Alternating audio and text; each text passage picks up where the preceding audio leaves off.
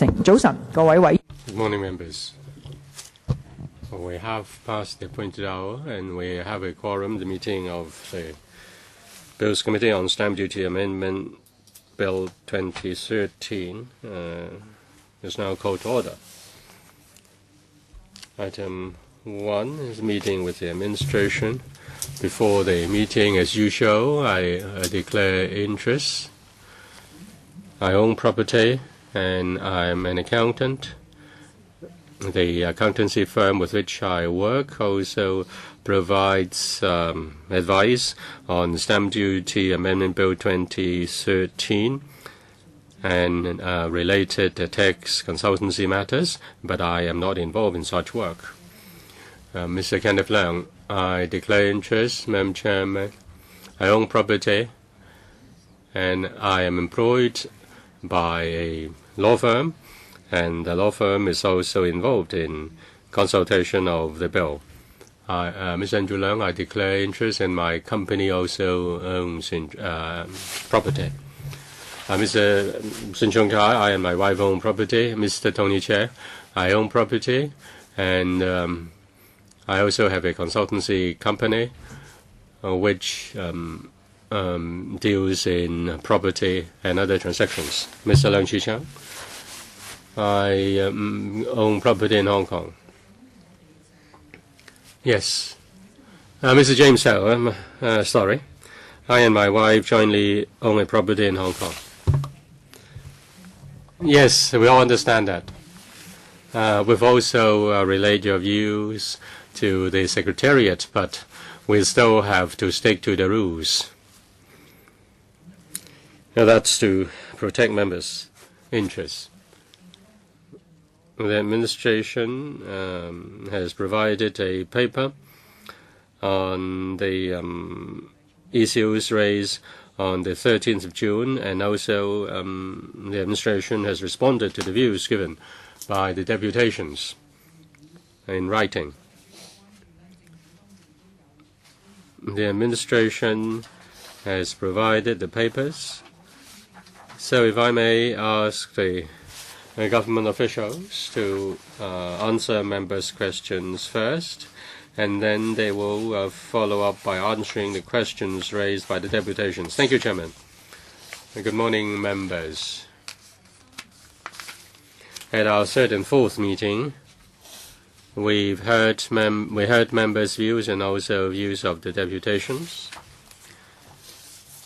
Through the Secretariat, we have issued two papers to members. One is CB1 1503/1213/02, issued in response to the questions raised on the 13th June, and the other is CB1 1083/1213/02, which is a response to the questions raised on the 15th of July.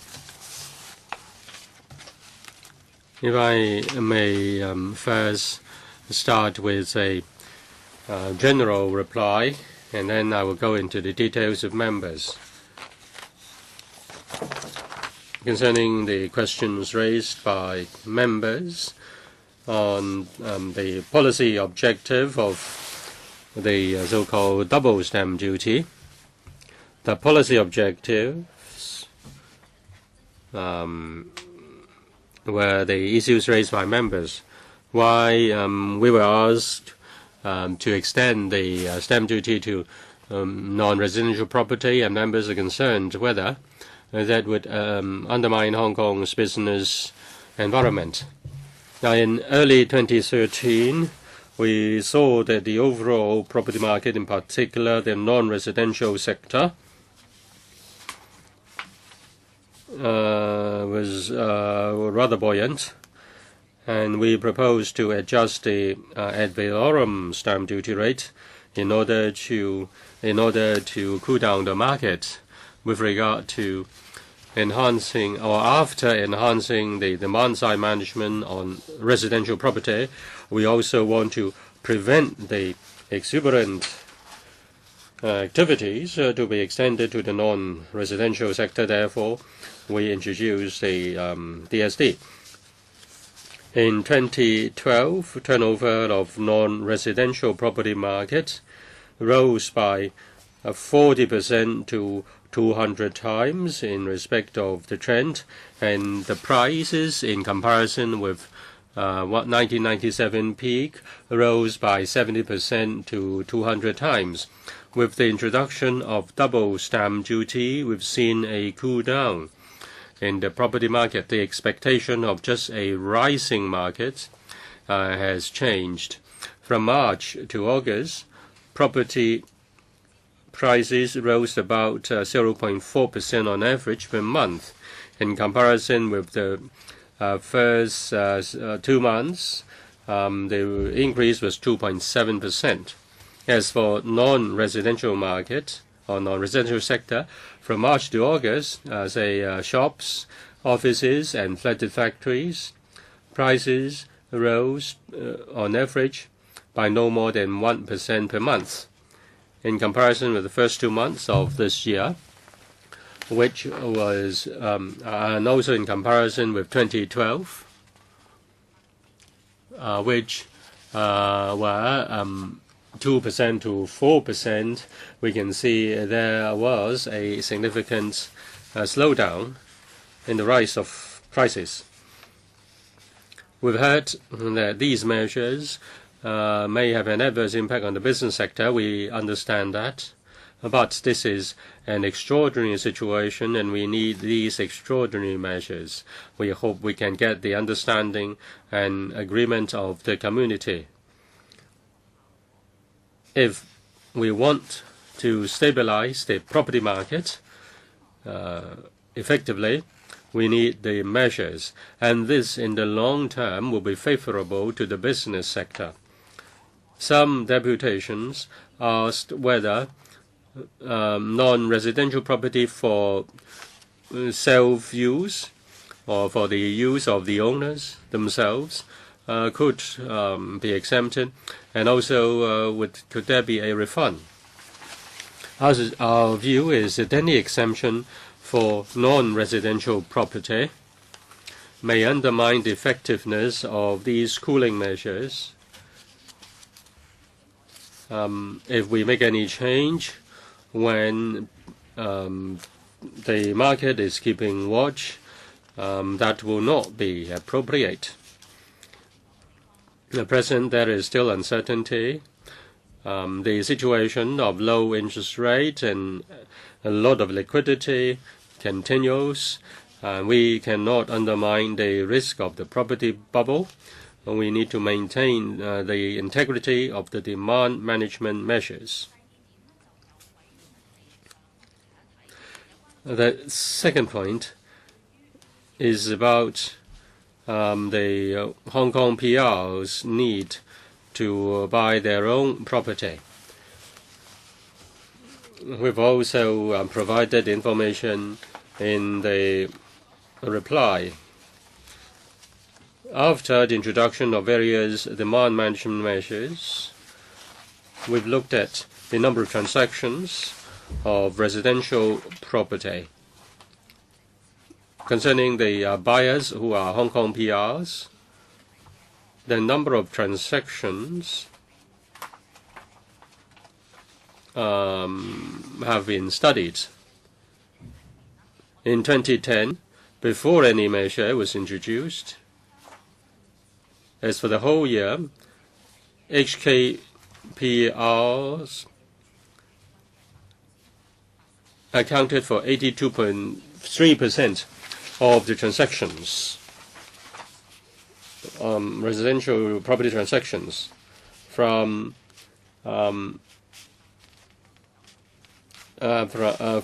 January to April 2013, the number is 95.6%. The introduction of BSD is to restrict, or rather to restrict the demand for non-Hong Kong PRs for residential property. With regard to the HKPR buyers, how many of them are first-time buyers, or how many don't own any property? and the numbers in comparison with those who have already owned a piece of property. We ask the IRD to look into the files from 2011 to the first 9 months of 2013.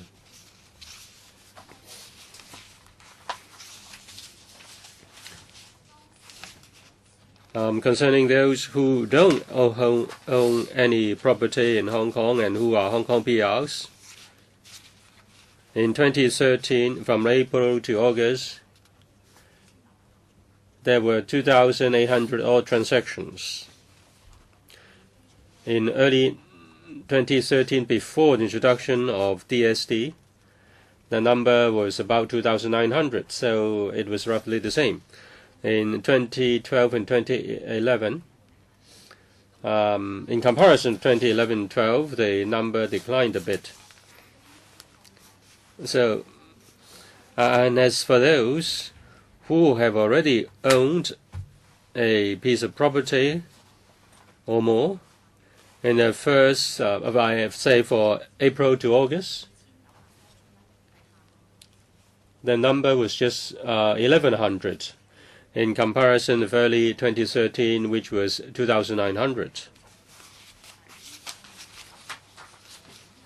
As for those who don't own any property in Hong Kong, from April to August, they account for about 71% of the residential property transactions, in comparison to 2011-12, which was only 50%. This percentage is higher. This is in line with the demand management measures of, in particular, the DSD and BSD. In fact, the numbers have reflected the effectiveness of the measures.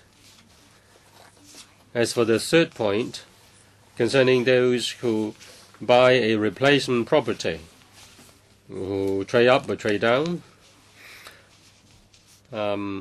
some members ask whether the refund periods can be adjusted or extended. The proposal by the administration is 6 months.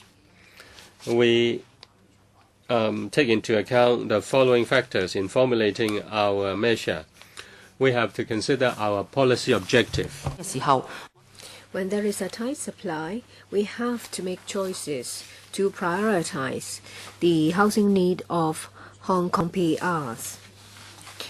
On top of that, we've also taken into account the practicalities when people in Hong Kong trade up or trade down their properties. We found that about half of the people, for various reasons, say for example, bridging loans offered by banks and cash flow considerations, complete the change of properties within 6 months. We have given figures, and we've also taken into account overseas practices. So the proposal in the bill for replacement purchase, there will be a 6-month time frame. This is a balance struck from practicalities and the need to change properties, and we think this is appropriate. Before I take questions from members, I'd like to say that in relation to the double stamp duty, this is a demand-side management. Of course, the most important thing is to use supply-led measures in the long term. Previously, in the U.S., when they were talking about the reduction of purchase of assets, there were uncertainties. So our assessment of Hong Kong economies and economies in the surrounding areas, we find that there are fluctuations in cash flow. There is a need to maintain demand-side management measures. And in the bill, this is a negative vetting.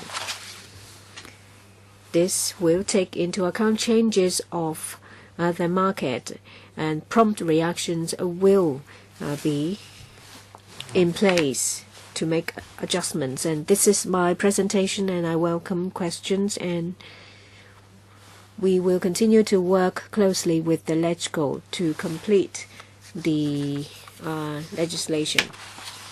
Thank you. Now, questions from members. We have Andrew Leung. Please note down the members who would like to ask questions. Mr. Andrew Leung, just now the Deputy Secretary said that there is a need for such measures until the market has stabilized. I'd like to ask the administration, what do they mean by stabilized? Well, from the figures, we see that there is an increase of 1 to 2%. So if that is not stabilized, what is? Second question. But in 2012 for Hong Kong PRs, you see for babies born to non-Hong Kong citizens, they are eligible to buy properties. This is a huge flaw. So how are you going to deal with it in this bill? Because that was the flaw identified in the 2012 stamp duty bill.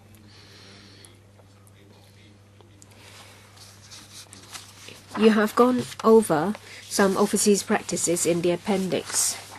In Singapore, it only applies to residential properties. Macau, the same. UK, the same. No commercial properties. The BPA has a very strong view on this, because if you purchase a property for your own use, most of the time is for expansion of your business, and then you will employ more people, which is beneficial to the economy. You have heard from on a number of times that an overseas major insurance company has purchased property to set up their headquarters, and they will employ a lot more people, and they have to pay the double stamp duty. This may affect people choice in choosing to come to Hong Kong. You see that from the press today, it's reported the rental level in Central is too high, which is not good for Hong Kong economy. So will the administration consider the negative impact of this bill to Hong Kong economy? Yes. There are 3 questions. First, assessment of the property market and as to when it will reach a stabilized level, which warrants an adjustment in the measures. We see for non-residential properties and residential properties, if we use price level as the indicator, the percentage of increase compared to the previous 2 years has slowed down. So it is not as buoyant. This shows the effectiveness of the measures. When we assess the market situation, we take into account a number of factors. Apart from prices, we look at demand and affordability. On top of that, there is external factors, interest rates. We have to weigh them all up and consider them as a whole. In relation to the Stamp Duty Bill 2012, in relation to babies born to non-Hong Kong citizens, similar views were raised by members. The FSTB, the IRD, and the THB, and the DOJ will look into it. In the 2012 bill, there is a similar provision like that one in 2013. So any discussions and provisions in the Bill 2012 will be aligned with those in the 2013 bill. Number 3, in relation to overseas practices. In the past year in Macau, Singapore, say for Singapore, for non-residential property, in particular office space, there were demand-side management measures. There is a special buyer's stamp duty. And in relation to immovable properties in non-residential property in Macau, there is also a double stamp duty. These are targeted measures in relation to buoyant transactions in the market. We would like to have an immediate effect to cool down the non-residential property market. Doubling the stamp duty will give an immediate cooling down effect. A very simple request. In relation to the first point about stabilized level, there is a number of factors taken into account. I'd like to get a list of the factors because every time they mention the same thing, the list is different. So, well, I need that list of factors so that we can have it with us when we have discussions in the future. Yes, we will be happy to repeat it, although it's already appeared in information paper. Mr. Kenneth Leung. We touch on an essential issue, the definition of Hong Kong PR. I know that you are now reviewing the definition in relation to the 2012 bill. A fundamental question, when you look at the identity of the buyer, you only look at the owner, the identity of the owner of the property. This is a technical point. We will look at whether the buyer at the time of the acquisition owns other properties. We'll look at relevant documents, including documents from the land registry and other legal documents to see if there are other properties in Hong Kong owned by the same owner, whether he is the beneficial owner of some or whole of the property. You talk about beneficial owners. How can you find such information? What documents? If you look at the registry, you look at the legal owner. So how can you see how can you find the documents containing information of the beneficial owner? Yes, there are two areas. First, in the land registry, when transaction is completed, there will be an entry made to the registry. It shows information of the beneficial owner. And in the data bank of the IRD, there are documents on which they have been stamped. Such information is also available, and we will go through those documents. In relation to babies born to non-Hong Kong citizens, in relation to the Hong Kong PR definition, it's owner of Hong Kong identity, permanent identity card, and eligible persons. Persons eligible for Hong Kong permanent ID card. When it comes to babies born to non-Hong Kong citizens, they are minors. So from the point of law, they cannot own a property. So do you need to revise the definition of Hong Kong PR to plug this loophole?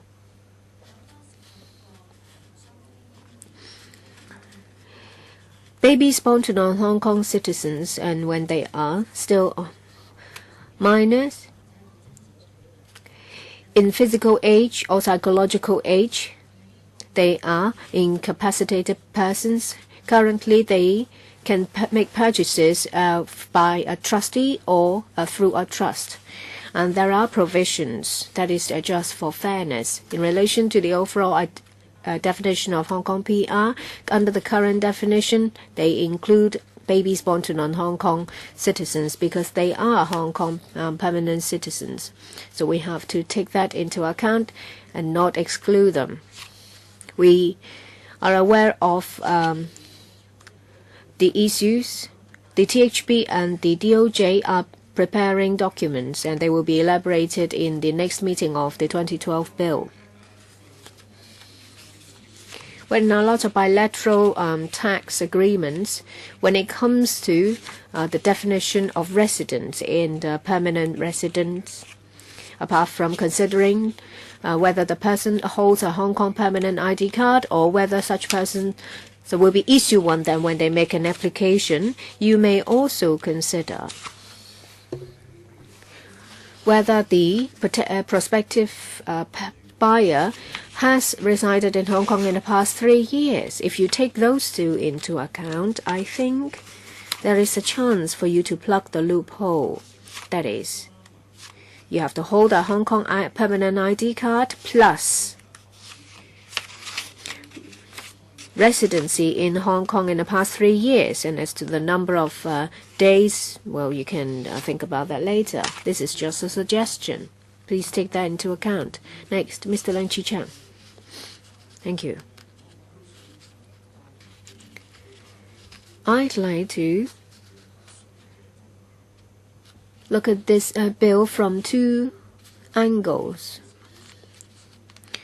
There is a view from members and from society that Hong Kong has always advocated a market economy.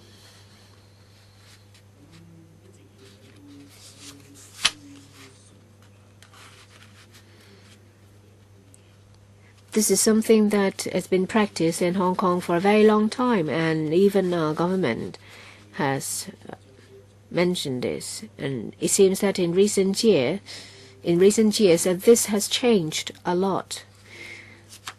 And in relation to the double stamp duty, it covers non-residential properties as well. The administration only talks about demand-side management.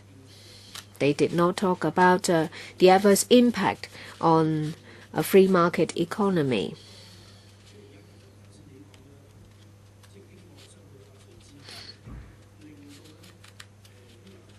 You said that with double stamp duty, the number of transactions has dropped, so has prices.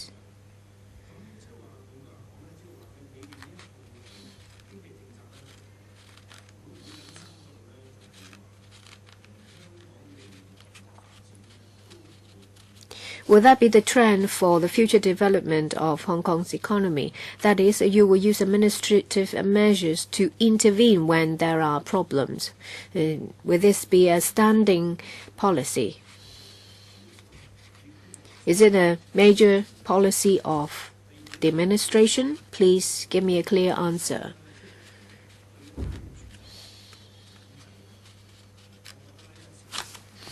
When it comes to restrictions on residential properties, yes, this is directly related to livelihood issues, and I agree. And when it comes to the commercial sector, do we need such measures? Because it will give the impression in the international arena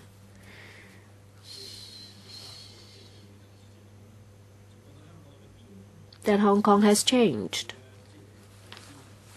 Will it change their perception of Hong Kong? Please give me an assessment. We're talking about overseas investors and their perception and assessment of Hong Kong. Will you do one? The Deputy Secretary. I thank Mr. Leung for his two questions. These are very succinct questions. First on policy, whether there is a change in policy. Let me reiterate this point. We treasure the free market. We also want to provide a good business environment to the market participants. We've heard comments at the introduction of stamp duty to cover non-residential property has deterred some businesses because they have to pay more in terms of stamp duty. But if we look at the change in prices in rent, in terms of shops, retail shops, offices, prices rose by 40 to 40% to 200% in comparison with the 1997 peak. That was very substantial. After the introduction of the first round of stamp duty measure to deal with residential property, we also saw the rose in prices of retail shops. Madam Chairman, I know the point. I want to know whether there is a change in the government's policy. It is going to interfere with the market. Well, we have no intention to interfere with the market, but when prices shoot up, affecting the stability of the financial markets and the economy at large, then there is a need to introduce the demand management measures.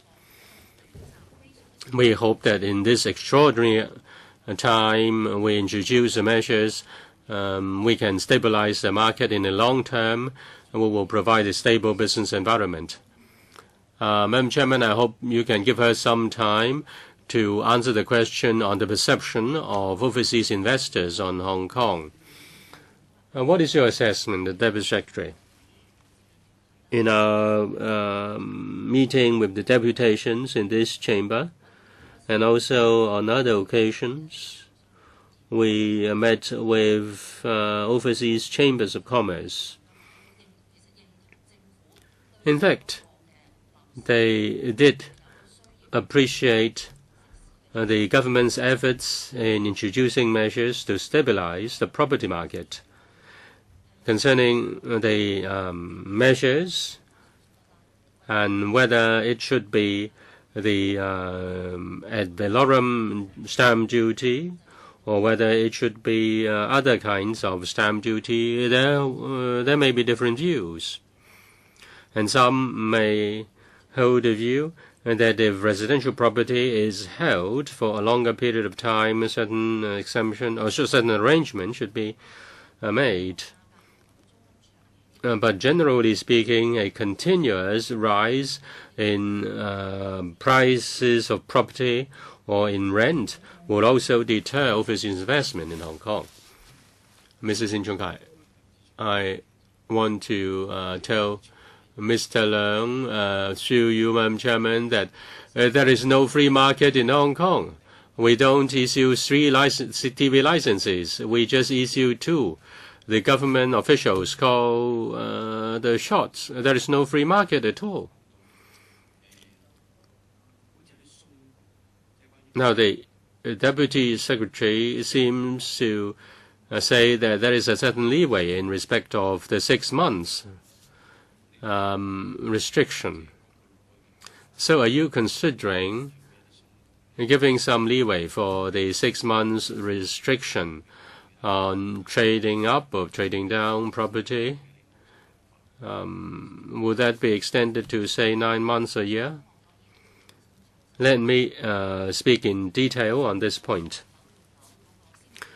In considering the refund for those who trade up or trade down, we consider the matter from our policy objective. That DSD is to manage effectively the demand for property by those who are already owning property. The measure has to uphold the objective of the policy. In Singapore, for those who buy replacement property, the refund arrangement is subject to a time limit of 6 months. Our present arrangement is similar. We've also looked at the practice of HKPRs who replace their property, who trade up or trade down. Usually, they complete the transaction within 6 months. So the refund within 6 months is a balanced arrangement. So there is no leeway. I've misunderstood you then. We believe the present arrangement is appropriate. We have found a suitable balance. Yes, Mrs. Sin. My follow-up question is this. Now you impose a restriction of 6 months. You mentioned that more than half of the trade-up to trade-down transactions were completed within 6 months. That might be reasonable for the normal situation. But what about the extraordinary time like this, as you mentioned? With the introduction of demand management measures, the number of property transactions declined drastically. Whether they are purchases or sales, the time has been lengthened. Say 2 or 3 years ago, if you trade up, you can do it within 6 months. But with the demand management measures, say, let me assume that these 2 amendment bills are passed. And in fact, those who buy and sell property assume that these 2 bills will be passed. What is your estimate concerning the percentage of transactions, trade-up, trade-down transactions that can be completed within 6 months? Well, I want to tell Mrs. Sin that this is not an estimate. This is statistics. We look into the transactions in 2011 and 12. We look at the HKPRs who engaged in property transactions.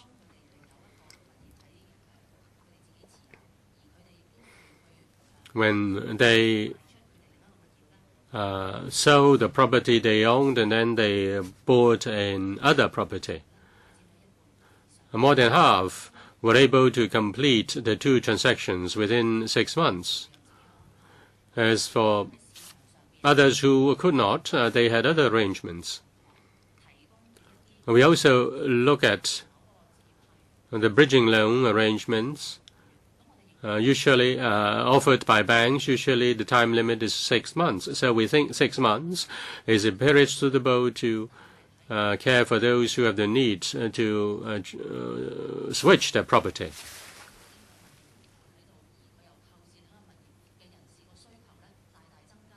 We shouldn't encourage people to switch their property frequently while the market is very tight. Mr. Tony Chair, concerning the 6 months time limit for those who switch their property, I share the view of Mr. Sin. According to the Deputy Secretary, according to statistics, and according to paragraph 10 of the paper, more than half completed the switching within 6 months. She said more than half.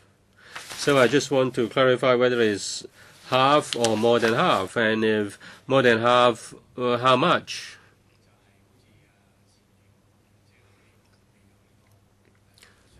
Before DSD, double ad valorem stamp duty, and that was before the introduction of ad valorem stamp duty. Well, if the administration calls a spade, it doesn't want to see people switching property. It only cares for people who want to buy homes for the first time. That's another consideration. And Mr. Anthony Chang also lengthened the period for selling of pre-completed flats by 30 months. And the pre-sale property is only for uncompleted property is only for those who buy flats for the first time, according to the present arrangement. If you want to buy an uncompleted flat in order to trade up or trade down, then you really can't have this exemption of double stamp duty. So does the administration want to deter people who own property from trading up by means of buying uncompleted flats. Now, the administration also claims that these measures have taken effect. I just want to ask the administration whether it has any data, say, basing on the size of residential property, just like the R&B department. Were there any data indicating that property prices, the rise of property prices have slowed down? She only mentioned the broad numbers. Can we have detail by size of flats? Thank you for the question. Concerning the numbers, in 2011-12, half of those who switch properties could complete the process by 6 months. And in 2012, more than 70%, or rather about 70%, were able to complete transactions within 6 months. And in 2011, about 40% were able to complete transactions within 6 months.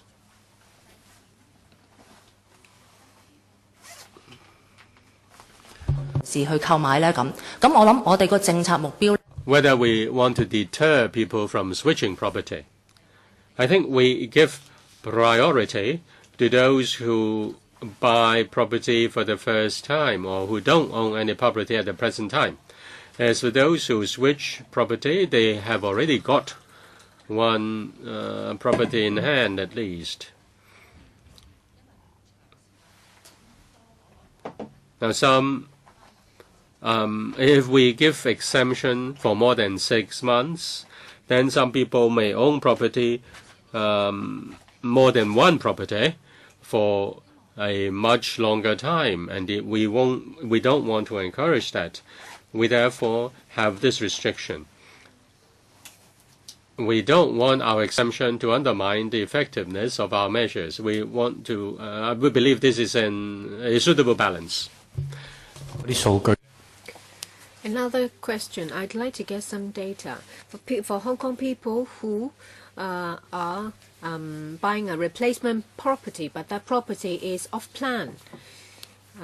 Is there any figures showing such instances, that is Hong Kong PR making a replacement property and the new one is purchased off plan, uncompleted flats? Well, we have to take all the data out from the computer and look through them one by one. And so far there is no information show. We can't find out whether they are flats off plan. And in relation to the increase of prices by 0.4% and whether they are of different sizes, we'll give the information. Well, some of the information are can be further broken down into retail, office, and retail. Mr. Wong Ting Kwong, I'd like to get a follow-up. Ask a follow-up question. And here it says half of them sold their property within 6 months. By half. The DS said that in 2011 and 12 is not really half, but whether it is 30 or 40 is still a lot. You have to take that group into account, even if it's a 30 to 40% of the people. You still have to take them into account. And what about people buying their properties off plan? When it comes to properties, off-plan properties, you will have to wait for the property to be built before you can move in. And even if you have got the flat, you have to decorate it. You have excluded the fact that some people buy properties off-plan to improve their living environment. You need to differentiate them. There are existing properties and properties of plan. Can there be two different approaches? Say, for example, for properties already built, 6 months is all right. But for properties of plan, 6 months is too short. That means they are forced to give you the double stamp duty. There is no other way.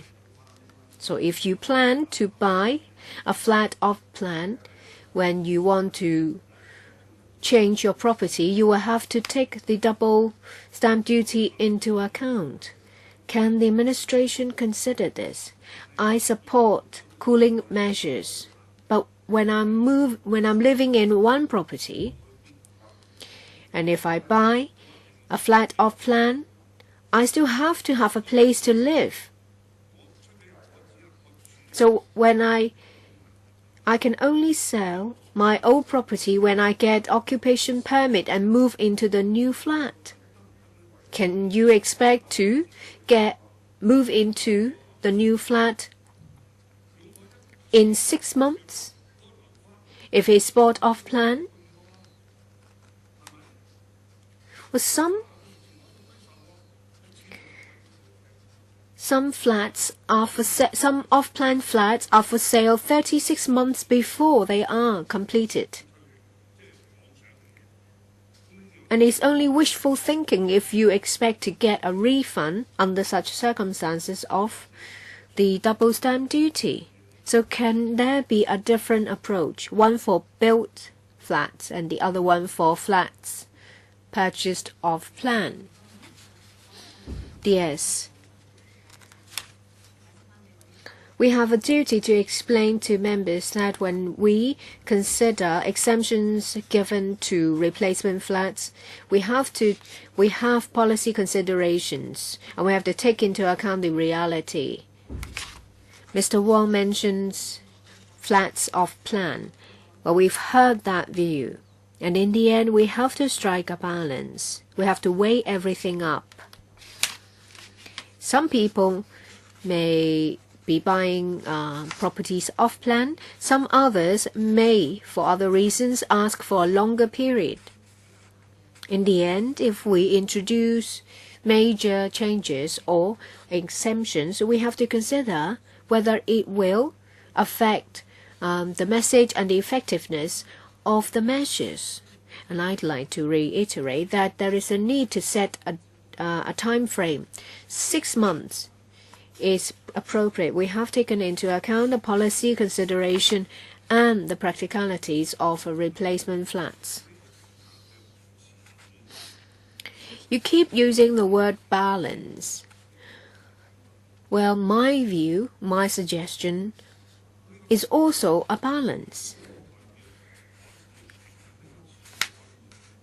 I don't think you can just keep using the word balance without taking into account reality. It's not you shouldn't be so rigid and calcified. There is always a policy intent or policy objective. But you cannot generate collateral damage. Your suggestion stifles people's aspiration to move up. When they buy a new property, they will sell the old property. The impact to the market is minimal.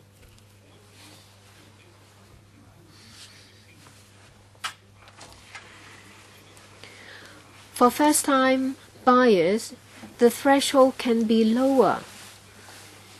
Say, for example, if you buy a second-hand flat, there won't be any impact on your cooling measures. Please consider it. Please consider it, the administration, because the policy objective is not to prevent people from replacing their property. Mr. Lam Tai Fai, I think the administration is fully aware of the fact that residential market is very distinct from non-residential market. There are buyers, sellers, and speculators, and in these two markets they are completely different people. Of course, for non-residential market, most of the buyers and sellers are companies. The administration has already said that BSD is to cool down the market, to curb or to bring down the buoyant or exuberant transactions. But you see that the percentage of increase for the two markets are different. For even in a non-residential market, for retail, factory, and offices, the figures are different, and you can see it from the different graphs and diagrams. But now you adopt an across-the-board approach for residential and non-residential market. You treat them as the same, but the degree of exuberance is different. Say, for example, for 4% to 8%, it seems that you are quite reckless in this regard. For the BSD, the percentage should be different for residential and non-residential markets, because we're talking about two different markets and two different percentages. It should not be an across-the-board approach. And I'll follow up on what Mr. Leung Chi-Chang said. The launching of any policies and measures should be thoroughly discussed and considered, and it should not be changed constantly. Well, Mr. Leung was very concerned whether this will affect our free economy and whether it will dampen the appeal to overseas investors. And when overseas companies take root in Hong Kong, it will take time, more than 2 years. With these restrictions, people may not want to come to Hong Kong. Have you done any assessments as to whether it will affect overseas investors, and whether Hong Kong will be able to absorb or take face the adverse consequence? What about our competitiveness? I believe you have studied it, you have considered it again and again and conducted assessment. Can I ask the Secretariat to obtain some written report from the administration, reports showing that they have considered it thoroughly and obtained proof that Hong Kong has the resilience in the face of such adverse impact?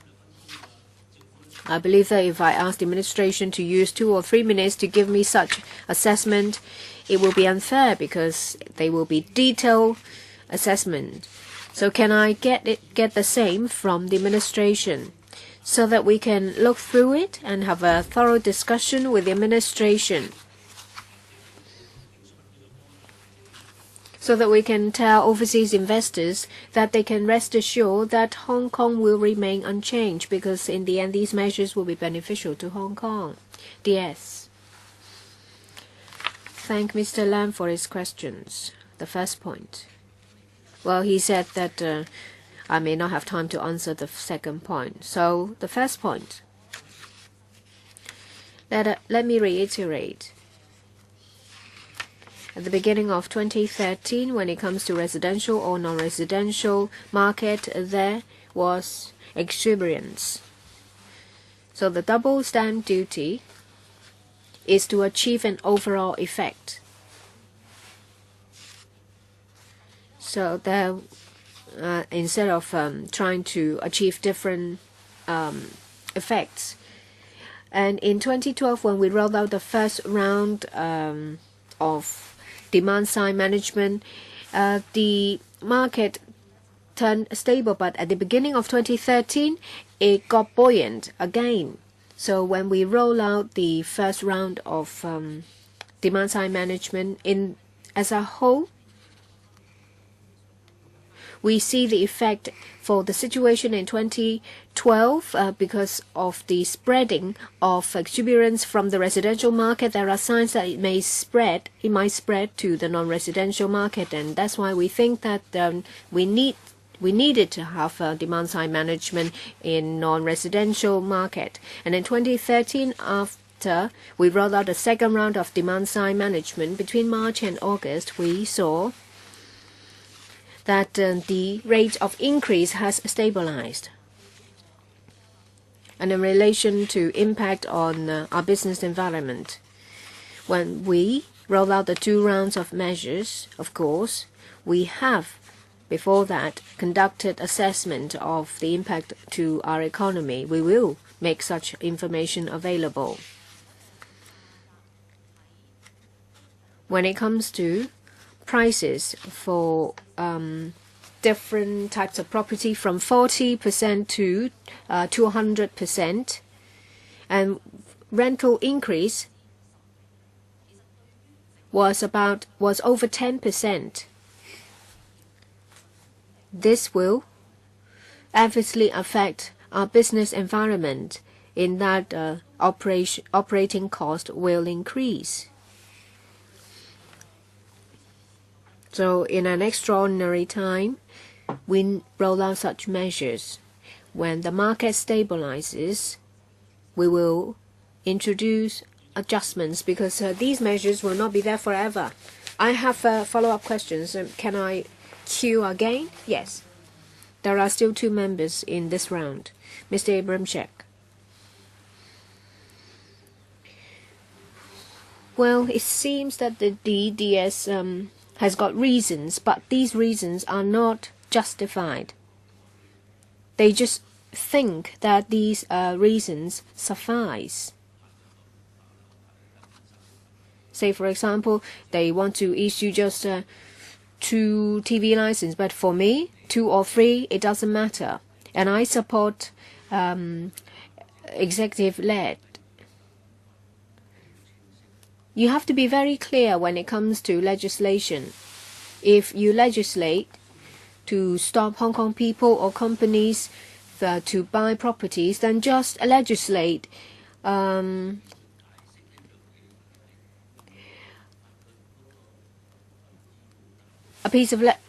legislate that to prevent Hong Kong people from buying properties. And you've been talking about speculations of residential properties and non-of residential market. Don't just give us figures, because you can juggle the figures. Statistics are lies, and is malleable. But still, we need some figures instead of words. What is the definition of speculation of properties?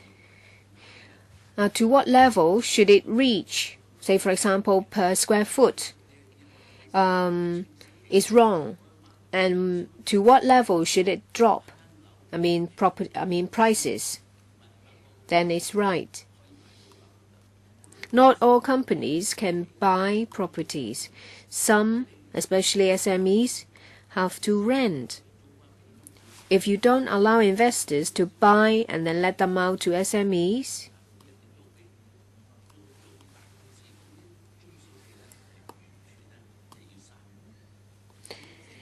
then SMEs will have to close.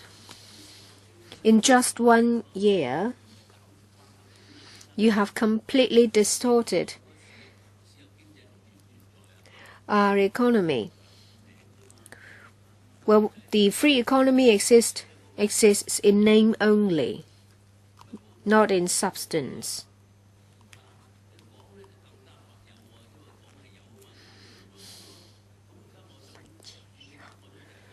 My first question: can I get a definition of speculation of properties? And where is the right price level? Is it wrong to buy a second property? If so, why? Yes, I agree that BSD should should be there for residential market because it's an extraordinary measure. I just ask you not to extend it to commercial properties. This is not speculation. It's the economy in work. If you can improve the existing system, fine. If not, don't roll out measures. It's not as simple as that. You have not solved the problem of babies born to non-Hong Kong citizens. And just by holding property in trust, then other people can own property on behalf of other parties. You have not dealt with that, and you hastily try to rush through these two bills. You really need to consider the matter. Who is dragging the bill? We ask you a question, and then you come back in 2 weeks, and then you give the same answer, and then we ask you the question again. You come back after 2 weeks, and it's still the same question. Ask the CE. Tell the CE. Who is dragging? Show him the documents. Who is dragging the bill? Negative vetting has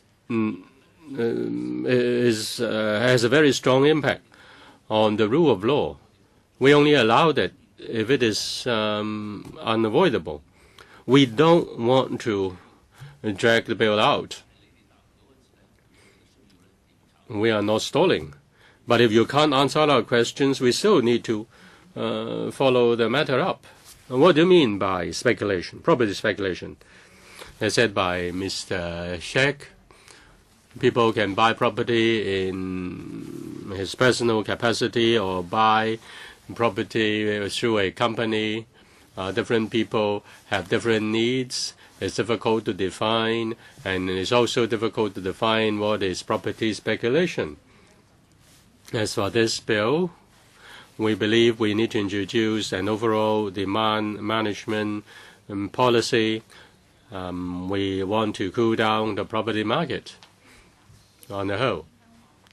As for HKPRs who buy property, we noticed that some citizens don't own any property. They may buy property for the first time. They might have already sold their property in the past. We need to care for their needs to have a home, and we therefore give them an exemption. As for others, we raise the DSD. We will raise the AVD.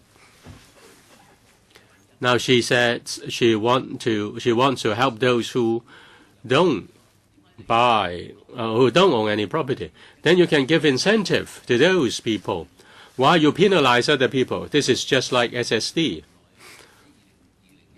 Within 2 years, say starting from 2010, only 1,800 paid SSD. And you allow people to buy, but you don't allow people to sell. Therefore, property rose by 30%.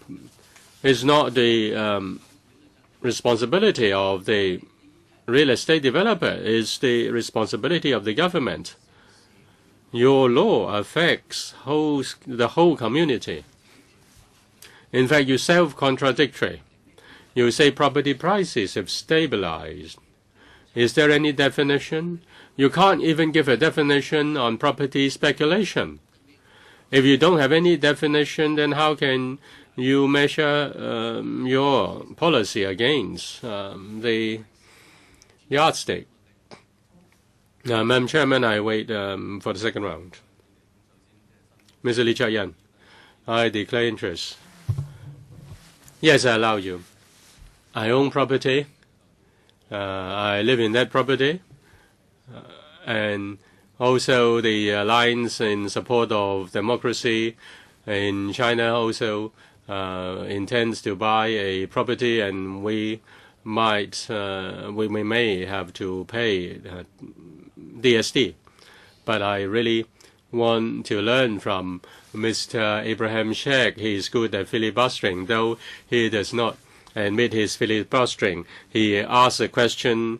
He asked the administration for the definition of speculation in property. This is a way of filibustering, though he may not accept that. He may feel angry about my statement. But in fact, the matter has been dragged on for quite some time. I've heard from Mr. Wong Ting Kwong concerning the issue of uncompleted flats. I agree with Mr. Wong that the administration is self-contradictory. The administration suddenly extend the period of 24 months to 30 months.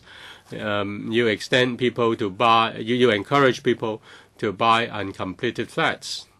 I support the first part, but I don't agree with Mr. Wong's second part. I agree that there is a contradiction.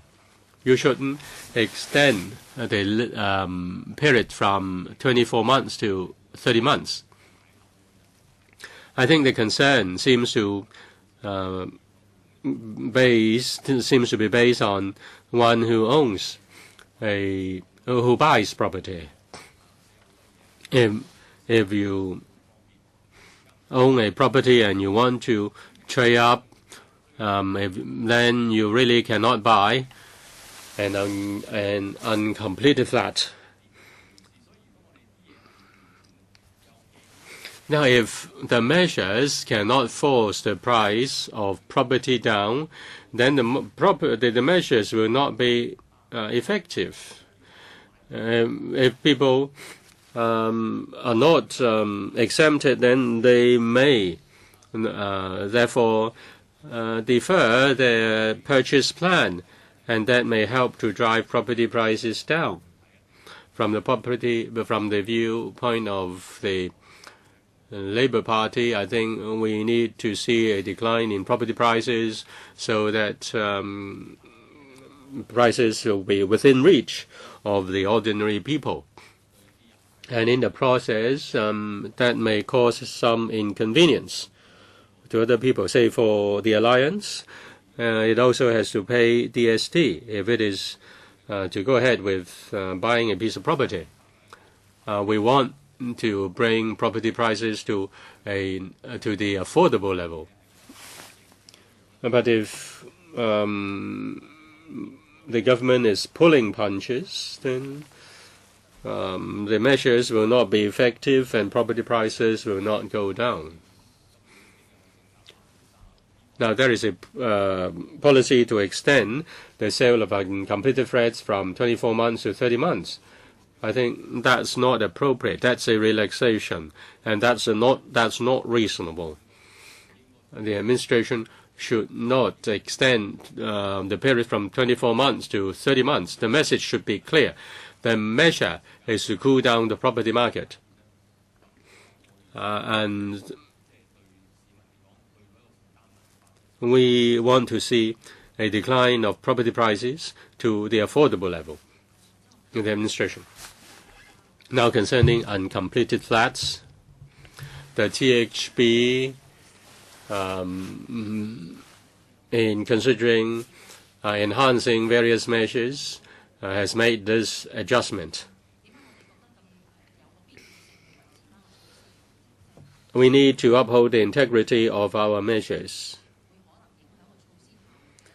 And we don't want any exemption that will undermine the effectiveness of our measures. The rise of property prices has far exceeded the growth in people's income, though we do not define what is speculation.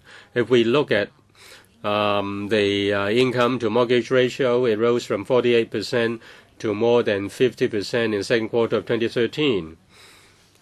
And if there is a rise in interest rate, then the mortgage burden will be even greater. We need to consider people's affordability. We need to consider change in interest rate, the supply of housing, and overall economic numbers. We look at this basket of factors, It was mentioned. The basket was mentioned by Mr. Chang, and for the record, we will also provide a paper on the basket factors we consider. We want that there can be a number of measures to show that we are determined to stabilize the market. At the end of the day, that will benefit the public at large. Mr. Paul Chair. Now, Mr. Li Chaoyan asked the administration to introduce measures to force property prices down. I don't know what day and age we are in.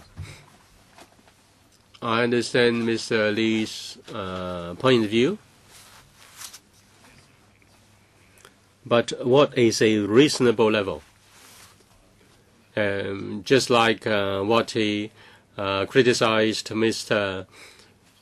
Sheikh, what's meant by speculation. I think what he said, in fact, wants Hong Kong to give up its achievements of a free market, which are hard-earned. On the 12th of April 2013, the Law Society raised a number of points. I hope that the administration can give us a reply to those points. There are certain measures which even lawyers cannot be able to fully comply, say beneficial interest. How can the lawyers confirm the beneficial interests of certain property transactions? In the past, with regard to the payment of stamp duty, there was a difference in time frame between residential property and non-residential property. For residential property, it was paid upon sale and purchase agreement. The other was the completion of transaction. The administration said that it would like to standardize the arrangements. Can there be an explanation for that? If the administration wants to cool down property speculation for both residential and non-residential property, then will the administration also want to impose a heavier duty on those who speculate on stocks? Does the administration want to see property prices going down, stock prices going down? In fact, what is the justification for doing all that? I thank Mr. Chair for the question. As for the view of the Law Society, the Bureau and also the IRD met with the Law Society representatives. They raised very useful comments. And in relation to real estate agents and the IRD, they have given views in relation to points to note. We have finished looking through all the views expressed, and we will prepare an overall response, and we will give a copy to the Bills Committee. From time to time, we had informal exchanges with them. We have collected some constructive views. And when it comes to implementation, some of them will be taken on board, say, for example, practice notes. When will we get an answer? Because we would like to see it before we make decisions. Before the next Bills Committee meeting, we will give the document as an information paper. Second point, for non-residential property, the imposition of double BSD was put forward from the conveyance document to the preliminary sales and purchase agreement. In relation to residential property in the 1990s, there was this change in response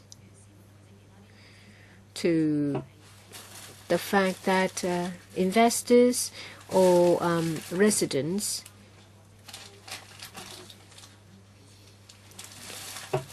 might get too buoyant. And for the preliminary sales and purchase agreement, that was only a nominal amount of $100.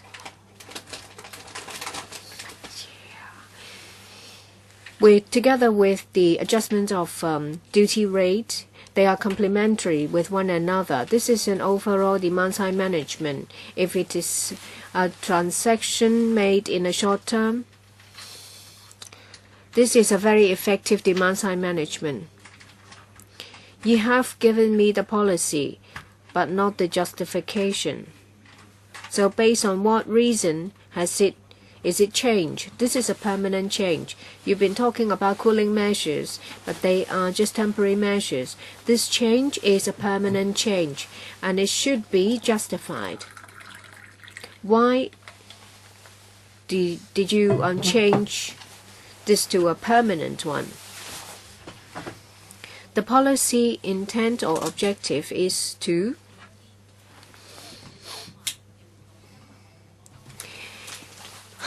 cool down the residential property market and to stop the exuberance from spreading into non-residential market.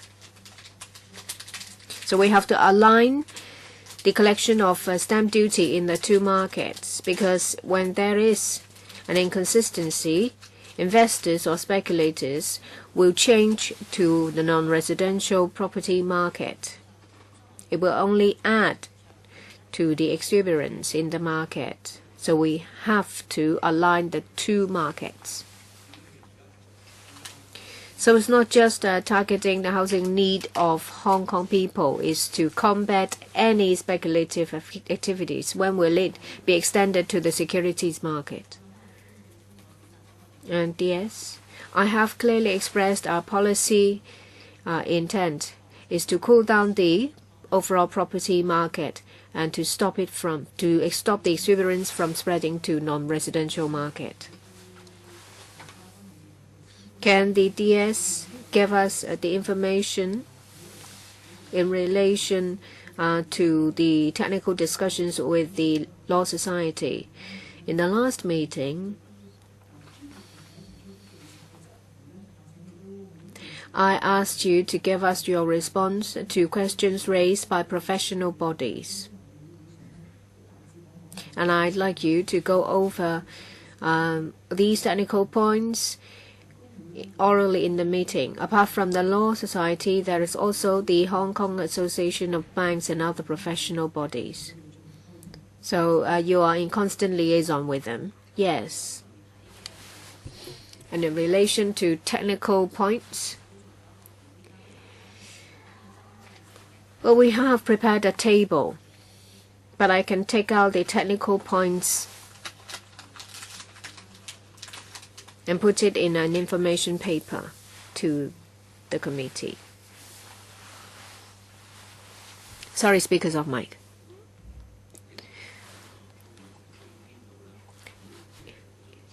It's since April. What's the problem? We still don't have the document. We can't do the clause by clause because we don't understand. We don't see any information in reply to the Hong Kong AB and the Law Society's questions. DS. So can you tell us your work with these professional bodies? On the 13th of June, we met with professional bodies and the public. We have given a comprehensive reply in the form of a table to views expressed by, say, the Hong Kong AB and the Law Society. Mr. Tse mentions about technical points and how to implement it. we will give a specific response to the committee. Please do so as soon as possible.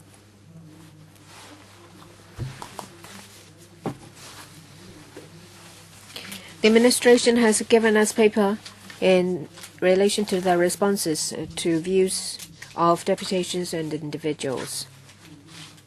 We will go through them at a later stage. Mr. Tommy Zhang.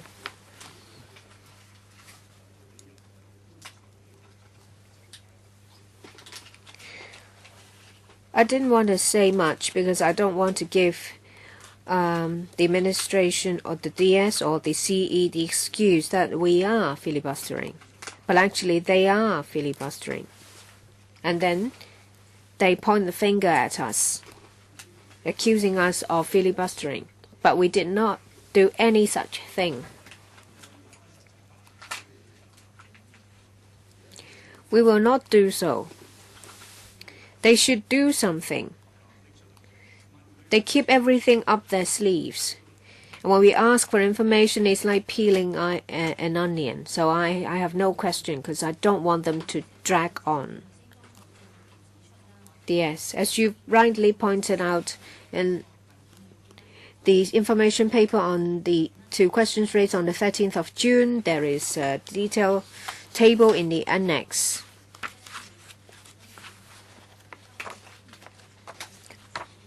The Law Society and the Hong Kong AB raised questions and we've responded. It's all in that table. In reply to Mr. Tse, I said that in relation to technical points, we will sum them up and give an information paper to the committee. Now it's my turn. Number of members mentioned whether the committee is filibustering. Well, I have said publicly that the committee itself is not filibustering. I am the chairman. I have the duty to ensure that members have time to ask questions, and within reasonable time the administration has to respond. So we don't think the members are filibustering. Well, in the 2012 bill, I have already said that we are not filibustering, but I ask members not to repeat what they've said. And sometimes when they're giving comments, it's their own judgment, so it's not a matter of right and wrong. This is the 5th meeting of this bill. The 4th one, I think, was when there was a typhoon.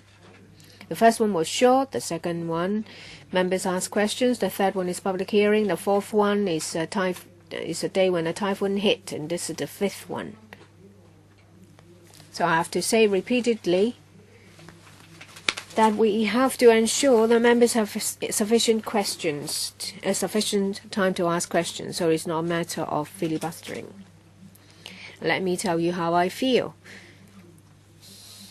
Well, I'm the chairman of both the 2012 and 13 bill. And I think in the end the issues will be narrowed down to just a handful of points. Well, at the beginning there was the special stamp duty and then the BSD. Members basically agree that the SSD cannot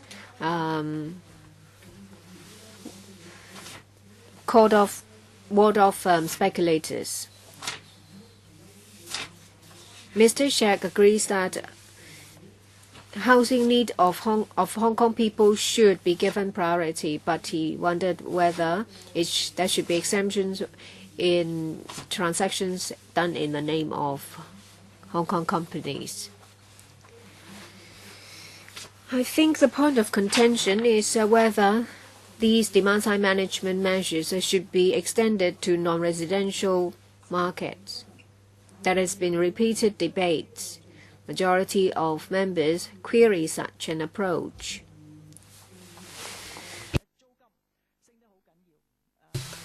Members have expressed the views that there is a huge increase in rental, and there is a need for demand-side management because there are speculative activities in office space and even car parking space. So there is a demand for such measures. And I understand that sometimes it's difficult to to please everyone. And I think in the end, it boils down to one thing. If you ask me whether this is harsh, yes, it is. Because it's an across-the-board approach covering all activities, including commercial activities. Members wonder whether the measures could be more targeted. Some members ask for the measures to be withdrawn. And I think if you make them more targeted, some members will find that acceptable. Some members wonder whether you will take into account the need for self-use when it comes to a purchase of commercial properties and the 6 months. Yes, and basically a lot of the transactions are completed within 6 months, but we are talking about demand-side management measures. And if the objective is not to stop people from buying properties, then you may consider extending the 6 months. 6 months is only the normal circumstances, but I do think it's a bit on the short side. Please consider whether 6 months is appropriate.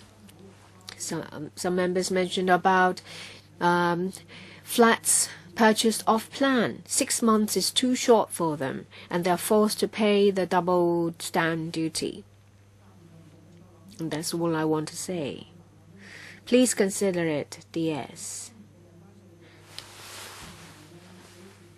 I think the 2013 bill will face more pressure than that of the 2012 bill. Members said at the outset that they do not agree with the administration's measures on non-residential property market. Well, in the electoral council meeting, members asked priorities to be accorded to Hong Kong people. Well, this is an essential commodity. It's a necessity, so you need to accord priority to Hong Kong people. Well, please consider, especially the 6-month period. Well, you've spoken a lot, Chairman, and with your consent, I'd like to give a brief response. Well, I hope I won't. Well, I'll try not to repeat. We have heard from members and the public their views.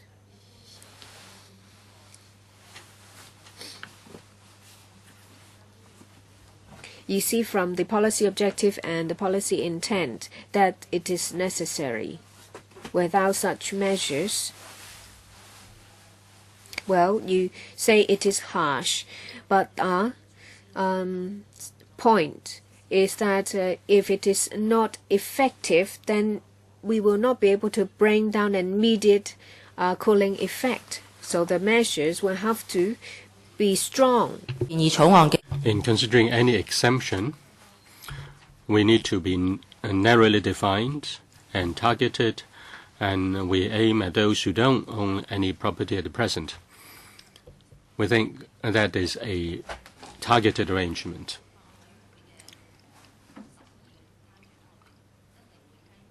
In studying the bill, we certainly listen to members' advice. But in considering various exemptions, we need to we need to uphold the integrity of the measures and also the effectiveness of the measures. That's a quick response to what you make, the point you made. As for those who want to switch property, they face, those who want to switch property face different circumstances. The bill cannot take care of everybody. We need to find a suitable balance. 4 members asked for the second round. Who else would like to ask for a second round? Mr. Kenneth Leung, 4 minutes, please. Concerning the necessity of the demand management measures and also the standardization of measures for the residential sector and the non-residential sector are also explained. Now, for residential property, you give exemption, but for non-residential property, you don't give exemption to self-use or the owner-user. Why is it so? New companies are set up all the time.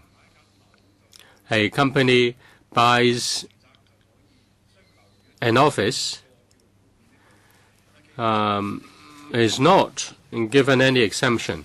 Will the administration make an assessment? Say, for example, an overseas company or a local company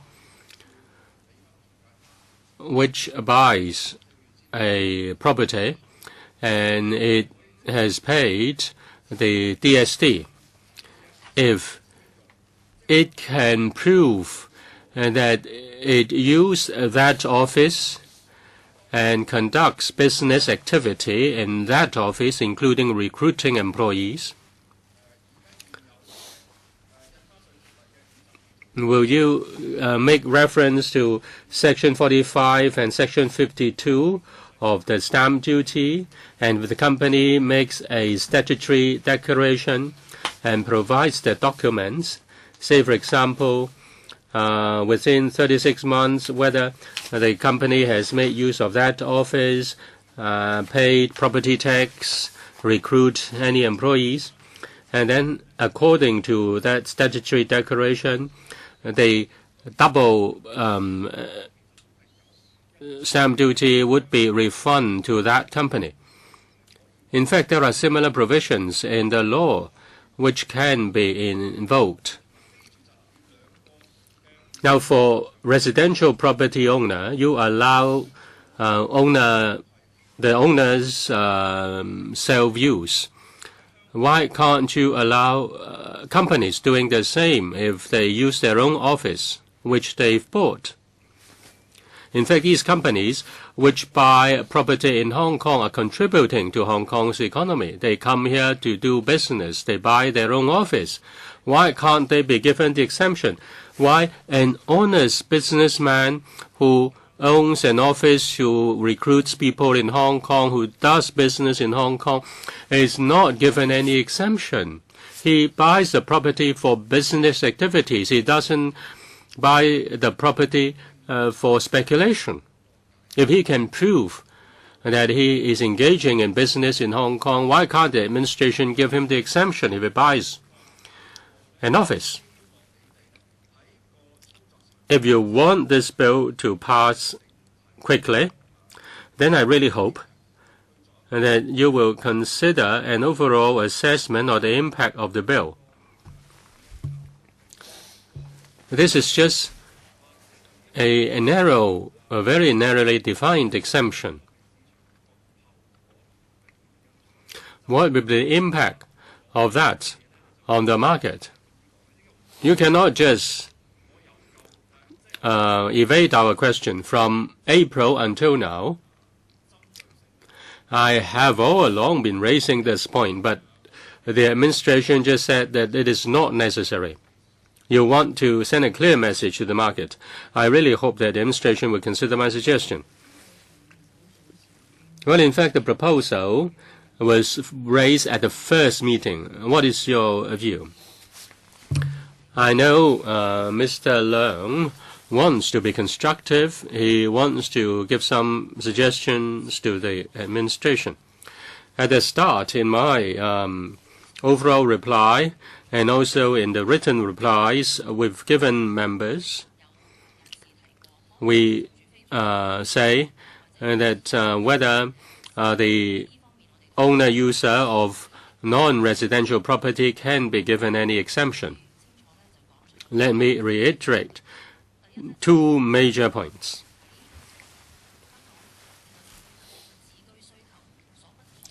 Now, this is different from the demand for owning a home by Hong Kong PRs. We can clearly define Hong Kong PRs and their residential homes, but to define the non-residential property as self-use is very difficult. It is not very clear. If we want to cater for certain situations and try to come up with a solution or a definition of self-use, will only make the exemption provision more and more complicated. Now, it is easy to set up a company in Hong Kong. Relatively speaking, if a company owns a property and provides certain documents, it's easy for the company to fulfill the requirements of self-use. We want the law to be simple, easy to execute. If we make the provisions more difficult and complicated, that will only water down the effectiveness of the bill. We think the provisions are necessary. Well, Madam Chairman, a quick response. You say it is complicated, it's difficult to implement. I think the definition of self-use can be made very clearly. And you also have the IRD guarding the provision. Section 45 is there. If it is a bona fide business organization making use of the office to do business, it's very clear. It pays, and it also pays profits tax. There are documents proving the validity of the matter. It is very objective. I don't believe a company will start its business and then and operate in Hong Kong for 36 months in order to get around the law, and you think that will open a floodgate? I say no, because the company is doing business and it's good.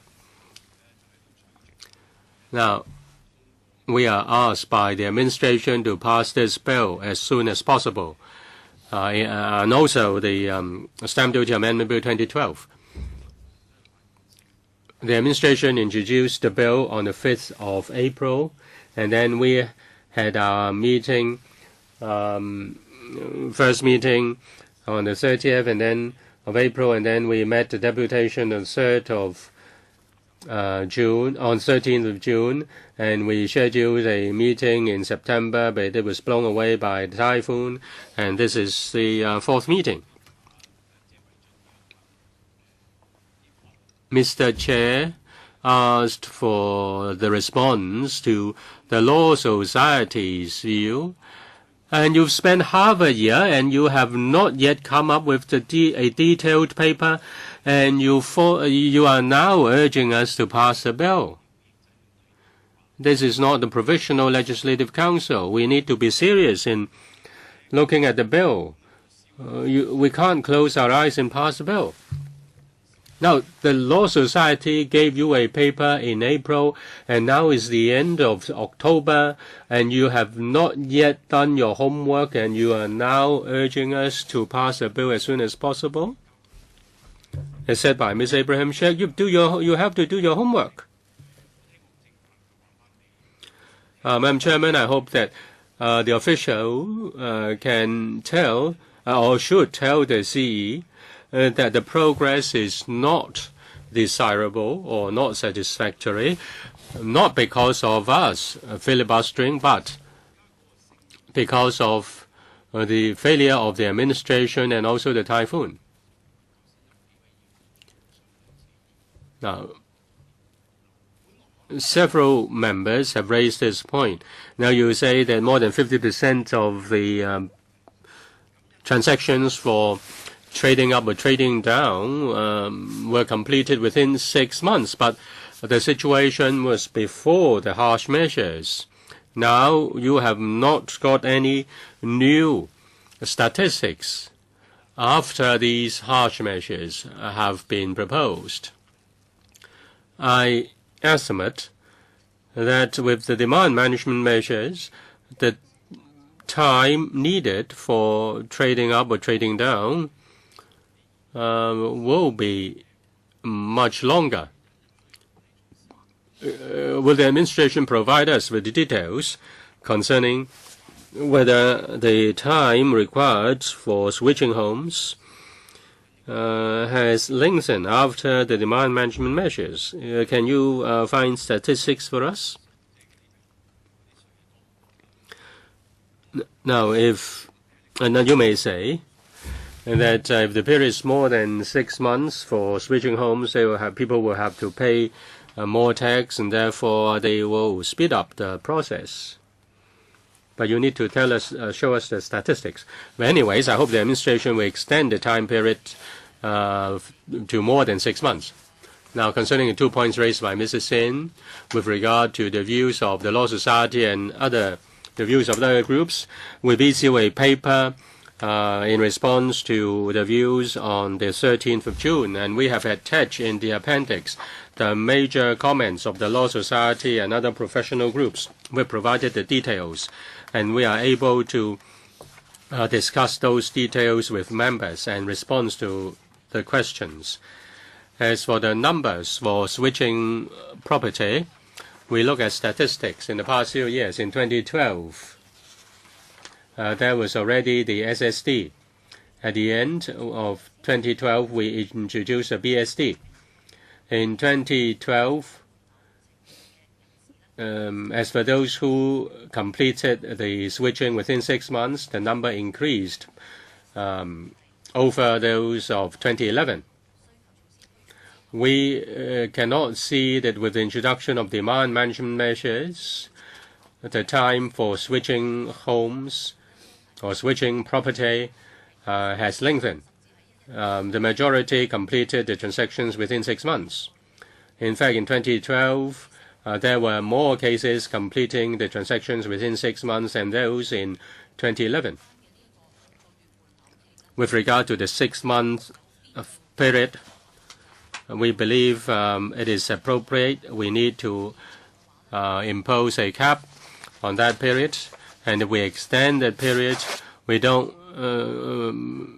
If we extend the cap, then people may hold property for a longer time, and that may even tighten the supply. Mr. Lam Tai Fai, I identify with Mr. Sin Chung Kai. Now the administration and the CE have sent out unsettling messages, and it's very unfair. They make it sound like members don't understand the provisions of the demand-side management, nor do we understand it. It's not the case that we don't understand it. It's not the case that we do not support the demand-side management measures and that they are effective. It's just that they are flawed. If it is incomplete, if there are side effects and the effectiveness is in doubt, you can't ask us to blindly support them.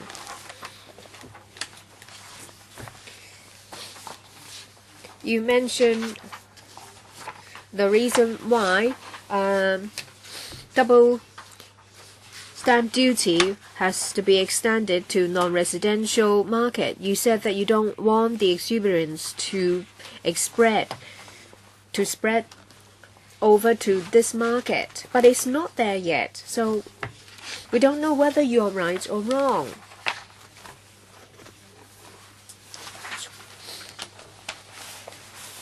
And you want to align the approaches. The problem is that if you're wrong, then it will stifle economic development, which in turn will affect our competitiveness, employment, and incentive for overseas investors to come to Hong Kong. And you may very well be wrong. Is it the case that once you've aligned the measures, people will not buy non-residential properties? Where will the money go? Well, will the money go to the baby formula market, to the bullion market, or to the securities market?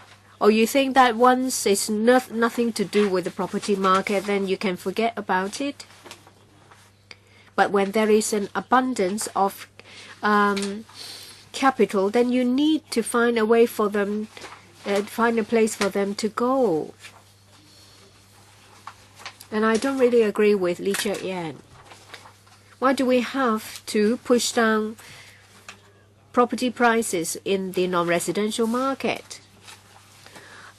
The legislative intent was very clear, is to help Hong Kong PR to buy their own home. If you push down the property prices, it won't help them. This is not related to the legislative intent. Members have come up with a lot of suggestions with one goal: not to stifle Hong Kong's economic development, not to adversely affect our business environment. If a company buys a property, say for example factories, the Labour Department can send someone to have a look to see whether it is running, whether it is rented. And you can conduct surveys to find out, say for example, how many people are employed. You can verify the information. Every year they have to file a return. Whether it is a loss or a profit, they have to file a profits tax return. So you can prove that whether it is for speculative purpose, whether it is just to wait for the property market to rise. But if there are people employed and the factory is running or the office is running, why do you have to penalize them? Instead, you should encourage them so that more jobs will be created, so that people will so that the companies will have stability, instead of having to move their plant and machinery and their offices once every 3 years. Do we need an across-the-board approach? And how do you prove that your assumption that it will spread will come true? Is it the case that if you force the capital to the security market, then you will be happy? I think your views have been noted. Mr. Sheikh, well, let me first declare that I have properties in Mr. Sheikh. I hope the administration will hear what Mr. Lam said. He talks about the fundamentals of Hong Kong's economy. That's how our economy took off. If your reasons are justified, then we will support your cooling measures. Of course, Lee Cheuk-yan doesn't understand these issues. He only knows about labor issues. You mentioned a list of factors.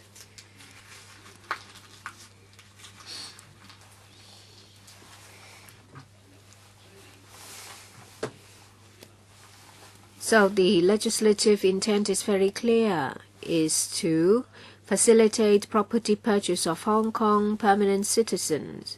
It's not to stop them from buying a second flat. You did not say that Hong Kong PR cannot buy an office. No, but you said that, well, if they don't do what they're supposed to, then they have to pay an additional 15%. Well, I'm not going to go into that. It's very confusing and things are very unclear. We understand that this is an extraordinary measure. Mr. Leung asked for a sunset clause, and you said that this is a short-term measure.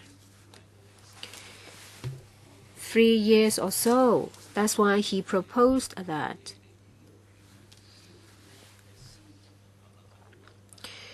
This is negative vetting.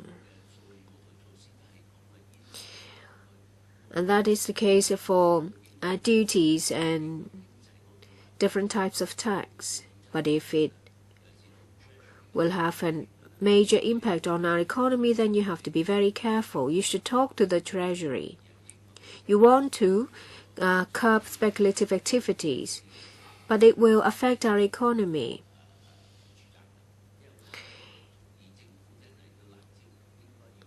I agree that there should be cooling measures to stabilize the market, not to push down prices, like Mr. Lee said, because he wanted to buy a property. And at the same time, he said that he did not want to pay the double stamp duty.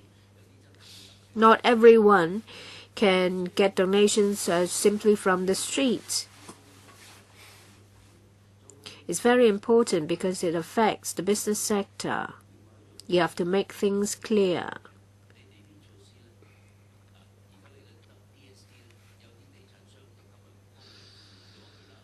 This double stamp duty, DSD, some developers offer deals to offset that. It's not a discount because the money goes to the government. Is it a revenue-based tax? No. So you have to be clear in your explanation. A civilized government will have to listen to the people. Last week, Lee Cheuk-yan asked the CE to step down. Then you don't have to listen to them. The CE is working very hard in coming up with policies.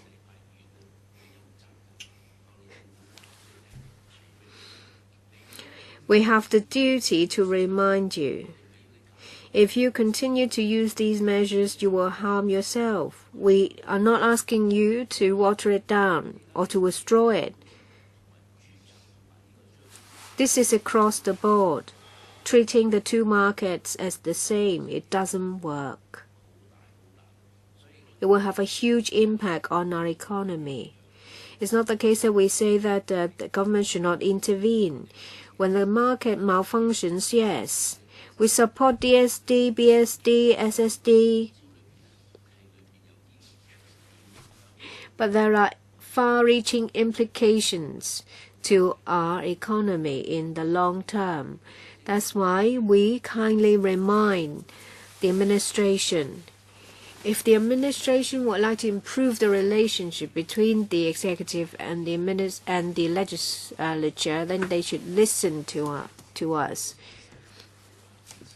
We have over 1.5 million property owners, and we're talking about only a few thousands of buyers. And your measure will affect 1.5 million owners. May I finish? And you keep encouraging people to buy property, and then you give them exemptions. These people should not be encouraged to buy properties. Because when interest rate increases, then their properties will turn into negative equity. Will you roll out measures to help these people? Mr. Ted. In 2003, there was a proposal of 85,000 flats, and there were consequences, and it was simply forgotten. And at that time, my law firm dealt with a lot of bankruptcy cases, and they suffered because of these measures. The market was distorted. A lot of Hong Kong people saved hard to buy their property. Now, these are seemingly planned economy measures. Some people say that these measures are not even advocated by people who believe in communism. This will obviously affect Hong Kong, a hard-earned reputation of a free economy. These are not to help Hong Kong. These are not there to help Hong Kong people buy their own property. This affects Hong Kong's free economy. Hong Kong is a place that people envy because it takes very little time to set up a company. Well, you may roll out other measures, say for example, put in a cumbersome process to set up a company, or stop the free flow of information.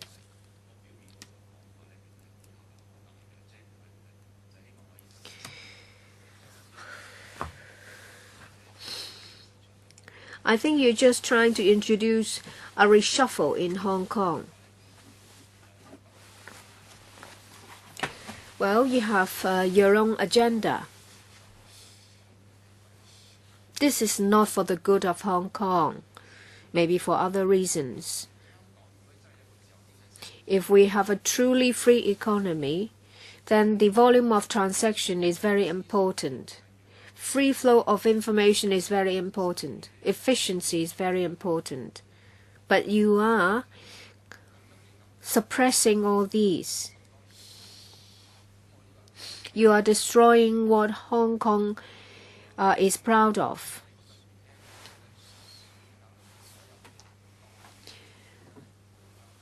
I don't think the administration is not protecting Hong Kong's free economy, the cornerstones of Hong Kong.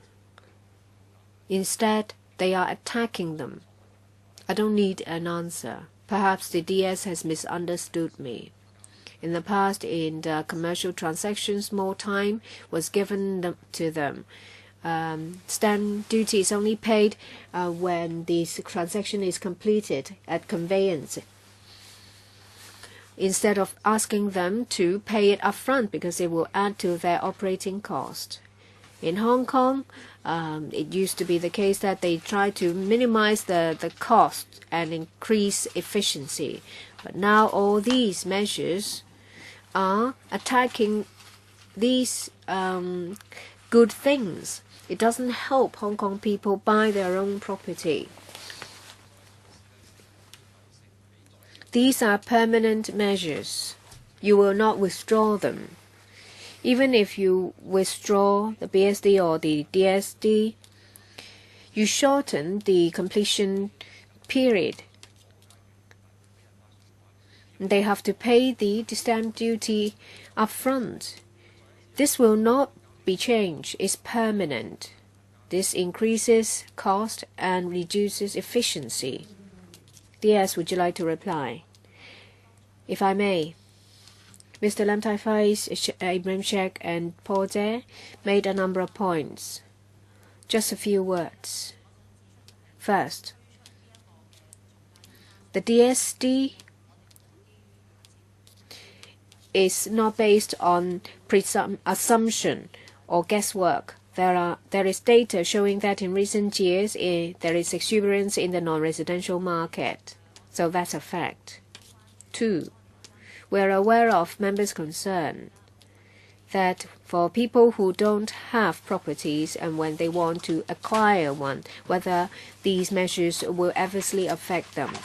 We have the negative vetting in relation to this bill, instead of arbitrarily setting a date to end these measures through a sunset clause, because in this way the government will not be able to timely react to any changes. I understand the good intention of the administration. He hopes that the administration will defend the free markets. That's the cornerstone of our economy. We are doing the same. In order to maintain stability of the overall economy and particularly the financial markets, in view of exuberance in the property market, we need the extraordinary measures.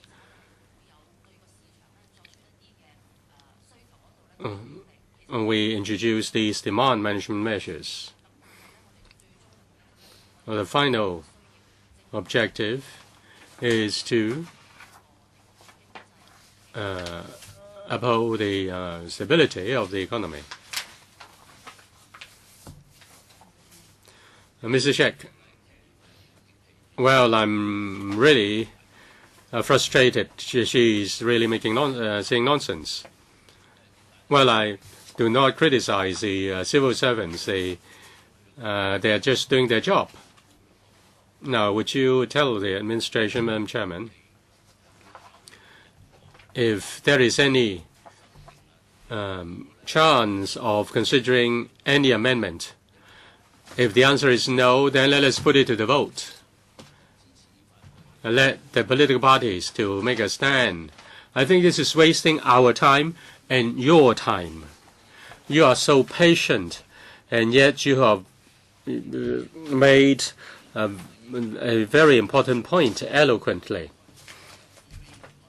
They are just the officials are just like the MP3 machines. They're just repeating their points, and their arguments cannot stand. It's really shameful. They see issues and instruction, and then they just follow that, and then let us put it to the vote.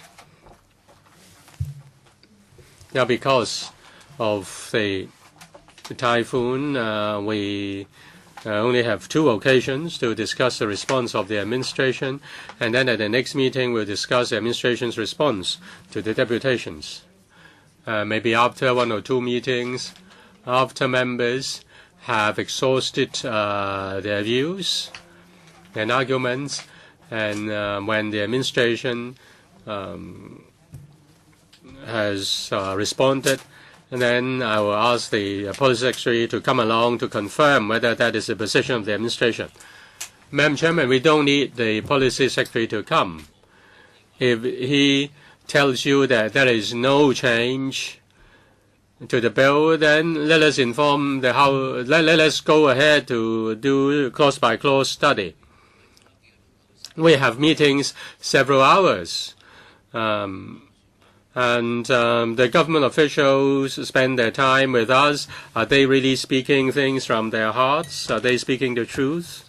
Well, I don't want to criticize them. Let us don't waste the time. Put the bill to the vote. Well, we'll follow the procedures of the Bills Committee. Now, after you've heard members' views, please consider members' suggestions and arguments very carefully. In your reply, please give us the final position of the Bureau.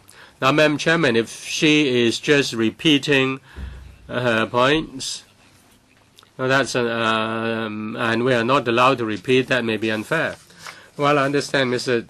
Sheck's point.